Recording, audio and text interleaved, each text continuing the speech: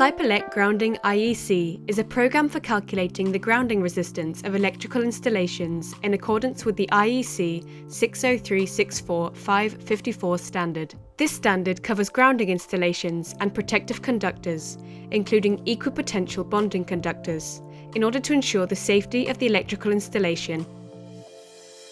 When we begin, we can link the file to a project hosted on the BIMserver.center platform and become part of the collaborative workflow provided by Open BIM technology. On the left-hand side of the interface, we enter the values required for calculating the ground resistance. We then specify the resistivity of the soil by choosing a soil type in the drop-down menu or by typing in the value directly, as well as the total length of the buried horizontal conductor. In the table below, we add the characteristics of the combination of electrodes for grounding.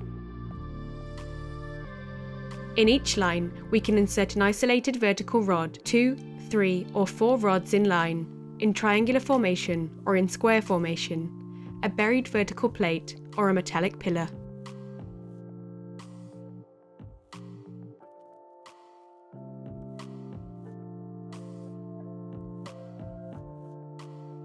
Now, at the bottom of the interface, the value of the total resistance of the ensemble is displayed. The display on the right-hand side shows a report justifying the calculated values of the resistance of the grounding points, including a descriptive text with the data entered, a table with the electrodes of the grounding installation, and the expressions that determine the resistance of each electrode and of the whole installation. This report can be printed directly or exported in different formats. Authorized project participants can view the information generated with the program via the BIMserver.center platform, allowing them to access all the information from any device at any time.